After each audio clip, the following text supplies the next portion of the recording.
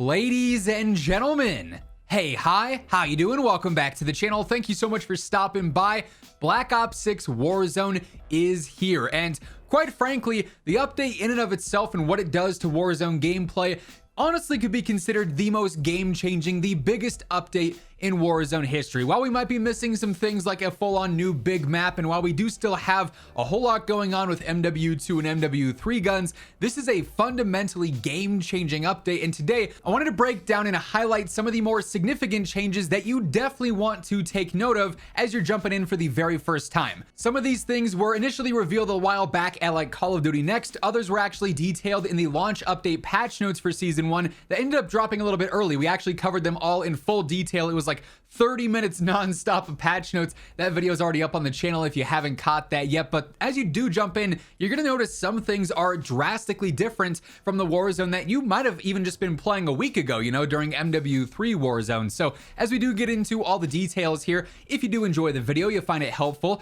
a like rating is always seriously appreciated, and if you're new to the channel, you want to guarantee that every single day you are in the know for news, updates, patch notes, meta breakdowns. I've got so much stuff planned for you guys, you know, in the coming days and weeks as we kick off a new era of Warzone. So feel free to hit that subscribe button. There's no better place to stay up to date. We are getting closer and closer to 1 million subscribers as well. Over 13,000 new subs have already come in since we started posting BO6 and since that game dropped. So very excited to keep on this content grind as we've got a lot to talk about with Black Ops 6 and BO6 Warzone. And diving right into some of these details here, one thing that we've been talking about really for the past year is the sniping meta within Warzone. And in Black Ops 6 Warzone, they actually approached it right away in the launch update patch notes, talking about how now all bolt action snipers are actually going to have the potential to be a one-shot headshot even through full plates. So this means any bolt action sniper from MW2, any bolt action sniper from MW3, or any bolt action sniper from Black Ops 6 is going to be able to one-shot knock an enemy through full plates. There is a catch here though. It's not going to be that infinite one-shot for every single sniper like what we've had, you know, in previous iterations of Warzone, or even MW3 Warzone, like where the cat could one-shot at any range. Instead, now they are limited to their max damage range. So when you go and you look at your gunsmith, the maximum effective damage range, that's the stat you want to be paying attention to. So if a sniper, for instance, like the MCPR has a 30-meter effective damage range, well, only within 30 meters could the MCPR one-shot headshot. Or if a different sniper has a 75-meter maximum damage range, well, then within 75 meters, it can one-shot headshot. So it seems like they're largely focused on wanting one-shot snipers to be more of like an aggressive gameplay, high risk, high reward. Obviously, if you're pushing somebody who's got an aggressive rifle or an SMG and you're using a sniper, if you miss that first shot and you don't get that headshot, there's a good chance they're probably going to take you out, as opposed to like long-range laser beams where a one-shot sniper could just completely and utterly dominate. So they've balanced that out some, and one-shot snipers are definitely very different from the Warzone of the past few years with MW2 and MW3.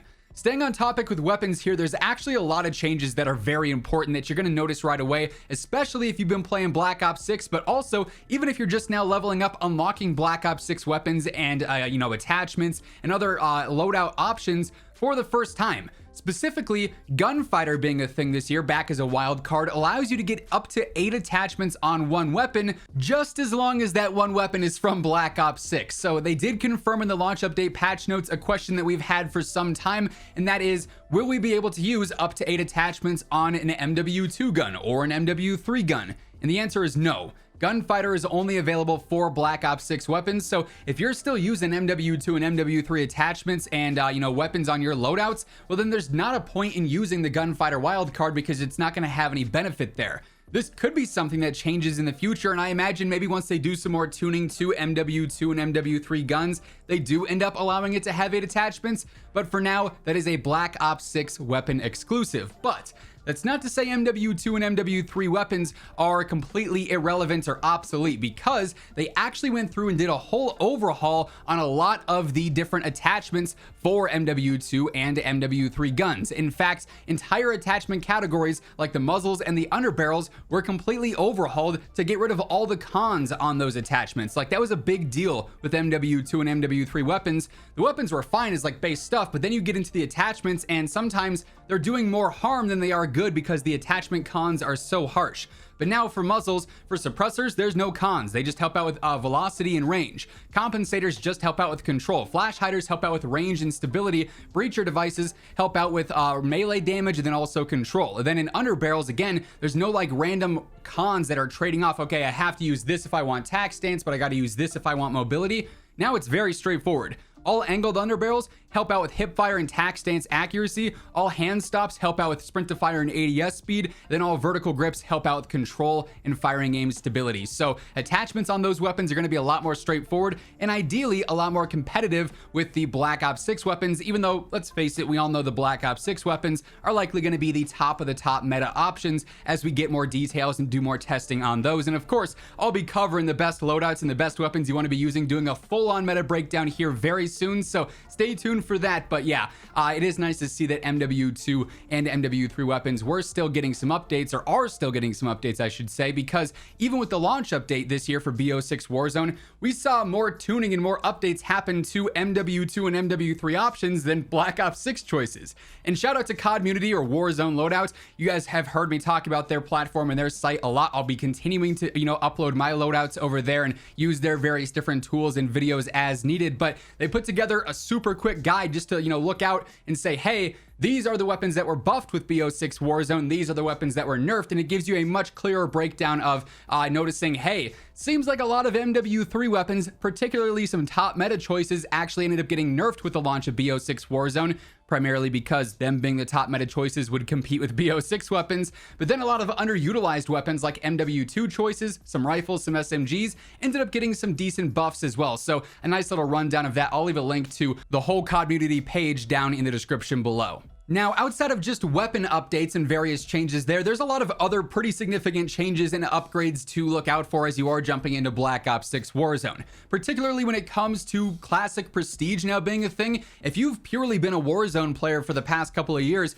you're probably not all that familiar with classic prestige because we haven't had this since prior to MW 2019 and the launch of Warzone 1. And with this, yes, when you go through and you prestige, you lose access to a lot of the primaries, secondaries, and other pieces of equipment you use in your loadouts, which I get it might deter you from prestiging, and I totally understand if that's your deal. However, for what it's worth, if you do want to continue prestiging because you want to get more rewards there and level up and try and go for Prestige Master, thanks to the Battle Pass, actually, you can basically get a ton of permanent unlock tokens through the various Battle Pass skins. If you didn't know, every time you prestige, you get one permanent unlock token that you can use on whatever you want. But if you get a blueprint or a skin for any weapon or piece of equipment in the game, that also functions as a permanent unlock token. So if you were to go through and buy the Battle Pass, there are a ton of different weapon blueprints available in it, and you can quickly basically just automatically unlock all of those weapons by getting those blueprints through the Battle Pass, and you don't have to waste a permanent unlock token on them. So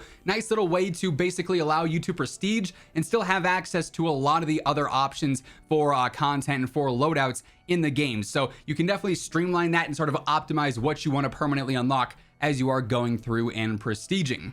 A couple of new gameplay updates with Black Ops 6 Warzone that you also want to be on the lookout for. As far as unlimited tack sprint goes, the easiest way to always make sure you have unlimited tack sprint is to have your melee option out. We now have a dedicated melee slot, so you've got your primary, your secondary, and then you can pull out whatever melee you have equipped. And if that melee is in your hands, you have unlimited tack sprint. So if you're in a situation where you're just purely rotating across the map from point A to point B, you're not really looking to get into engagements, you can have unlimited tack sprint just by having that melee out, so that can definitely save you some time. Another big update that I'm actually a very big fan of is downed players can actually now interact with self-revives that are on the ground. So say you are knocked in a room and there's a self-revive on the ground next to you, you can actually end up picking that up as the downed player and then using that. That way your teammates don't have to come over and stop their game to revive you. Could definitely save you in some fights there. It's a bit more of a niche update, but one that honestly is going to be really, really useful when it does end up being applied to gameplay. Another big change this year is to the streaks. We have several new streaks in from Black Ops 6, including a care package in Warzone, which is kind of interesting because unlike in multiplayer where a care package just gives you a different streak, Now in Warzone, care packages give you the chance of, yes, you can still get other streaks, but also various different loot. You can get weapons, like decently good weapons, legendary tier weapons out of a care package. You can get other perks. You can even get field upgrades out of that as well. So if you've got spare money, it might be worth the gamble to buy a care package and just see what you get out of it. Sometimes it's going to be worth it. It's going to be rewarding. Other times it might be a waste of money, and that's kind of the gamble of the care package system, but cool that it's in Warzone now. Another big thing to pay attention to, especially as you are going through and maybe building out some loadouts, as you are leveling up, maybe trying out some new guns, is that when you're in Warzone versus when you're in multiplayer, Black Ops 6 weapons have entirely different damage profiles. Now, things like the ADS times, the sprint to fire times, all that stuff is roughly the same between multiplayer and Warzone. However, the damage profiles are completely different, they're saying. So if you're in the multiplayer menu and you're like, oh, okay, I want to put on this barrel because it's going to help me out in Warzone by doing this much for the range, not necessarily the case. You need to make sure you're in the Warzone menus when you are looking for Warzone-based weapon stats, because they do differ from one mode versus the other. I see that mistake being made a lot in like MW3 the past year, so definitely just be mindful of what menu you're on when you're building out some guns.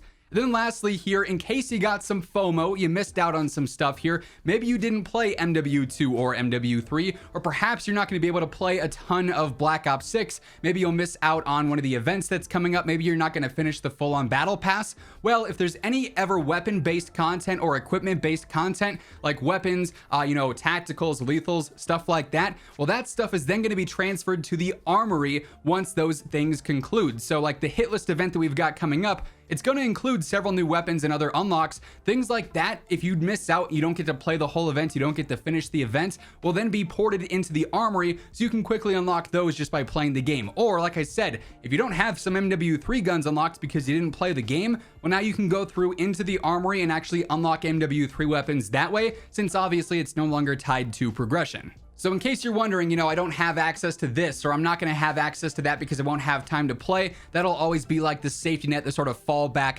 fail-safe option there if you ever miss out on any content. But all that being said, those are some of the more significant changes with Black Ops 6 Warzone that you definitely want to pay attention to as you're jumping in. If you enjoyed the video, a like rating would be seriously appreciated. And if you're new here, you want to guarantee that every single day you are in the know for all things going on in COD, be sure to hit that subscribe button on your way out. But once again, thank you so much for tuning in, and until next time, take it easy, have an awesome rest of your day, and I'll catch you later.